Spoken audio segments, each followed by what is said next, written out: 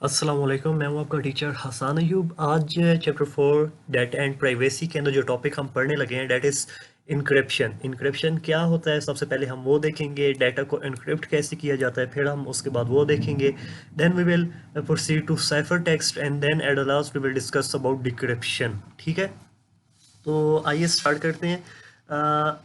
इस डायग्राम को encryption start करने से पहले देख लेते हैं कि एक शख्स होता है सेंडर जो डाटा को भेज रहा होता है, और एक रिसीवर होता है जिसने डाटा को रिसीव करना होता है। ठीक है, तो अब अगर एज इट इज़ टेक्स्ट हम लिख के भेज देंगे, मतलब हेलो या कोई सीक्रेट मैसेज है, तो वो अगर हम एज इट इज़ भेजेंगे तो दरमियान में कोई शख्स उस मैसेज को पढ़ भी सकता है। ठीक है, तो हम अपने प्लेन टेक्स्ट को, मिसाल के तौर पे हेलो को, ऐसी हालत के अंदर, ऐसी फॉर्म के अंदर चेंज कर देते हैं कि कोई इररेलेवेंट पर्सन या कोई अनऑथराइज्ड पर्सन उस डाटा को अंडरस्टैंड ना कर सके, पढ़ तो सके, अंडरस्टैंड ना कर सके। मिसाल के तौर पे हेलो है ना, तो हेलो की जगह मैं कह दूंगा कि, इसको पहले बताया होगा कि हेलो एच की जगह मैं क्या भेजूंगा, ए बी भेजा करूंगा। ठीक है, ई की जगह मैं क्या भेजा करूंगा, आपको सी बी कह देता हूँ। ठीक है, एल की जगह मैं क्या भेजा करूंगा, ओ बी, तो दूसरे एल का भी ओ बी ही बनेगा। और ओ की जगह मैं क्या भेजा करूंगा, इधर मैं कह देता हूँ सी डी।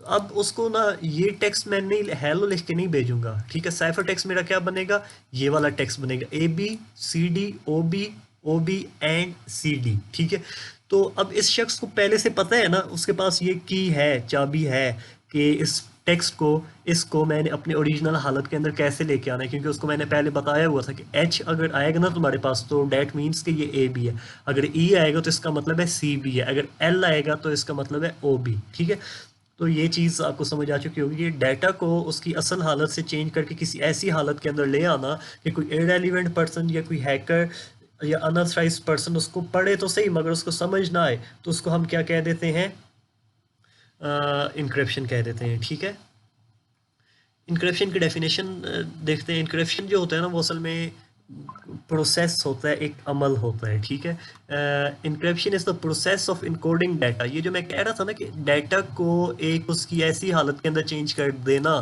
कि कोई दूसरा शख्स ना समझ सके, उसको हम क्या कहते हैं, इनकोडिंग कहते हैं। In such a way that only authorised persons can read it. Authorised persons कौन से होंगे, जिन जिन के पास आपके टेक्स्ट की ये की मौजूद होगी, जिसके पास भी होगी वो अथराइज्ड कहलाएगा। ठीक है, इवन वो हैकर है और हैकर के पास आपकी ये की लग जाती है तो वो भी अथराइज्ड पर्सन ही कहलाएगा, क्योंकि उसके पास चाबी है खोलने की। ठीक है, उसके बाद क्या कहता है कि इसमें एक वर्ड हम देखा, इनकोडिंग। तो अभी हम देखने लगे कि इनकोडिंग क्या होता है। Encoding means conversion. कन्वर्जन होता है बदलना, चेंज करना। Conversion of the data to an unreadable format which is called cipher text. मतलब इनकोडिंग का मतलब होता है कि आपने अपने टेक्स्ट को ऐसी हालत, ऐसी फॉर्म के अंदर चेंज कर देना है, अनरीडेबल बना देना है कि कोई दूसरा या कोई तीसरा शख्स उसको ना समझ सके। तो वो जो इनकोडेड टेक्स्ट होता है, ये वाला इनकोडेड टेक्स्ट, ये क्या कहलाएगा, इसको हम कहते हैं साइफर टेक्स्ट कहते हैं। ठीक है, साइफर टेक्स्ट। उसके बाद secret code is required to read the data. अब इस बंदे के पास ना ये वाला कोड होना लाजमी है। ठीक है, कि इसको कैसे पढ़ना है। ठीक है, तो जब तक वो कोड उसके पास नहीं होगा, वो डाटा को डी कोड या उसको पढ़ नहीं सकता कि ये इसने क्या लिखा हुआ है। ठीक है, अ की is just like a password. जिस तरह ताले को खोलने के लिए चाबी होती है, वैसे ही इस साइफर टेक्स्ट को प्लेन टेक्स्ट के अंदर अंडरस्टैंडेबल बनाने के लिए हमें एक की चाहिए होती है। ठीक है, तो इधर ये की होगी कि एच की जगह ए बी, ई की जगह सी डी, एल की जगह ओ बी, इस तरह। थोड़ी हिस्ट्री का हम देख लेते हैं कि साइफर टेक्स्ट या इंक्रिप्शन का आइडिया या इसका हिस्टोरिक बैकग्राउंड क्या है। तो पुराने वक्तों में जब मिलिट्री पर्पसेस के लिए जब जंगें होती थी, ठीक है, तो रोमन्स थे, एक फौजी थे, उन्होंने बड़ी रियासत कायम की थी, बड़ा अरसा उन्होंने हुक्मरानी की है पूरी दुनिया पे। ठीक है, तो अब जब उन्होंने अपने फौजियों तक भी पैगामात भेजने होते थे ना, तो जासूस भी होते हैं बिल्कुल हर जगह पे, तो उन जासूसों से बचने के लिए, ठीक है, वो अपने डाटा को साइफर टेक्स्ट के अंदर चेंज करते थे, साइफर टेक्स्ट। ठीक है, ताकि कोई जासूस या कोई स्पाई वगैरह उस चीज़ को ना अंडरस्टैंड कर सके कि हाँ जी इसने इसके अंदर क्या है। ठीक है, तो कोई और जिसने टेक्स्ट लिखा था, या अगर कोई अपना गद्दार ना हो तो वो फिर टेक्स्ट दुश्मन ना नहीं निकाल सकते। ठीक है, तो सीसर ये रोमन्स का जो जनरल था ना, पॉलिटिशियन भी था, जनरल भी था, ये आगे हम आने वाले लेक्चर्स के अंदर देखेंगे। सीसर था एक शख्स, उसने सबसे पहले ना अपने ट्रूप्स को, अपनी फौजों को डॉक्यूमेंट्स या कुछ अहकामात भेजने के लिए ना इनक्रप्शन का मेथड या साइफर टेक्स्ट का मेथड इस्तेमाल किया था, ठीक है। तो दुनिया के अंदर इस मेथड को सब्स्टिट्यूशन साइफर भी कहते हैं। सब्स्टिट्यूट का मतलब है एक की जगह दूसरी चीज़ लगाना। तो हेलो की जगह हम ए बी लगा देते हैं, ई की जगह सी डी लगा देते हैं, तो इस वजह से हम इसको सब्स्टिट्यूशन कहते हैं, ठीक है। अब आगे क्वेश्चन आता है कि हैकर कौन होता है, ठीक है। हैकर एक ऐसा शख्स होता है, कंप्यूटर का नॉलेज उसके पास होता है, कंप्यूटर एक्सपर्ट होता है, जो आपके कंप्यूटर से डाटा स्टील करता है। स्टील का क्या मतलब होता है? चोरी करना, ठीक है। When it moves from one location to other location is called a hacker। जब वो आपके कंप्यूटर से डाटा को चोरी करके अपने कंप्यूटर या किसी दूसरे कंप्यूटर तक भेजता है, वो हैकर आपका अकाउंट भी हैक कर सकता है, वो आपकी गेम के भी हैक कर सकता है, कोई भी चीज़ वो हैक कर सकते हैं, ठीक है। तो हैकर जब एक जगह से आपका डाटा दूसरी जगह पहुंचा देता है, तो उसको हम शख्स को क्या कहते हैं? हैकर कहते हैं, ठीक है।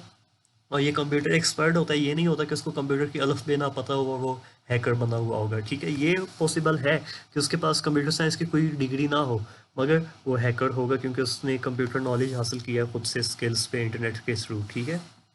उसके बाद आगे encryption helps us to save from data from hacker, safe data from hacker, ठीक है। तो इंक्रिप्शन की मदद से हम कहते हैं कि हमारा डाटा जो होता है ना, वो हैकर से बच जाता है, क्योंकि हैकर अगर उस डाटा को हासिल भी कर लेता है ना, तो उसको पता नहीं चलता कि ये डाटा का मतलब क्या है, इसको अंडरस्टैंड कैसे करना है। उसको फिर अगली एक उसका काम स्टार्ट हो जाता है कि उसने उसकी की ढूंढना स्टार्ट करनी होती है, ठीक है। उसके बाद हैकिंग, ये जो हैकर का सारा प्रोसेस होता है ना, वो जो एक्टिविटी परफॉर्म कर रहा होता है, हैकिंग, कंप्यूटर को एक्सेस करना, फिर उस कंप्यूटर से डाटा कॉपी करके किसी दूसरे कंप्यूटर के अंदर भेजना, ठीक है। तो ये प्रोसेस क्या कहलाता है? हैकिंग कहलाता है, ठीक है। हैकिंग इज एन एक्टिविटी और प्रोसेस और stealing data from someone's computer without the permission. तो किसी शख्स की इजाज़त के बगैर वो अमल, वो प्रोसेस, वो एक्टिविटी जिसके अंदर आप किसी की इजाज़त के बगैर उसके कंप्यूटर का डाटा इस्तेमाल करें या उसको किसी दूसरे जगह तक ट्रांसफ़र करें, तो उसको हम क्या कहेंगे? हैकिंग कहेंगे, ठीक है। अब आपने अपने तौर पे एक असाइनमेंट करनी है, एक होमवर्क है आपका। एक तो ये सारा आपने याद करना है, अपने नोटबुक्स के ऊपर लिखना है, ठीक है।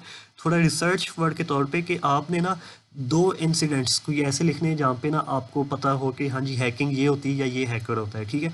वो गेमिंग से रिलेटेड हो सकता है, वो कोई न्यूज़ आप उठा के देख सकते हैं, किसी ने बैंक को किसी ने बैंक के अंदर उनके कंप्यूटर से हैक करके पैसों को ट्रांसफ़र किया हो, ठीक है। या किसी ने किसी की आईडी हैक की हो, तो वो आपने एग्जांपल्स 2 बतानी है कि हाँ जी मेरा फ़लाँ दोस्त उसने मेरी आईडी हैक की या मैंने किसी की आईडी हैक की है, ठीक है। तो ये आपकी असाइनमेंट है और ये बाकी सारे जो 3 क्वेश्चंस हैं इनक्रिप्शन, उसके बाद हिस्ट्री फ़िलहाल हमने नहीं करनी, ठीक है। आने वाले लेक्चर्स के अंदर हम उसको देख लेंगे, ठीक है। उसके बाद हैकर क्या होता है और हैकिंग, 3 डेफिनेशंस आपने लिखनी है अपनी नोटबुक्स पे, याद करनी है। और एक्टिविटी क्या है आपकी कि आपने ये बताना है कि कोई हैकिंग या हैकर की कोई एक्टिविटी जो आपने विटनेस की हो, कभी न्यूज़ में सुना हो। अगर नहीं सुना तो इंटरनेट के ऊपर सर्च करें, काफ़ी ज़्यादा न्यूज़ मिल जाती हैं, ठीक है। अगले लेक्चर तक के लिए अल्लाह हाफ़िज़, अपना बहुत सारा ख्याल रखिएगा।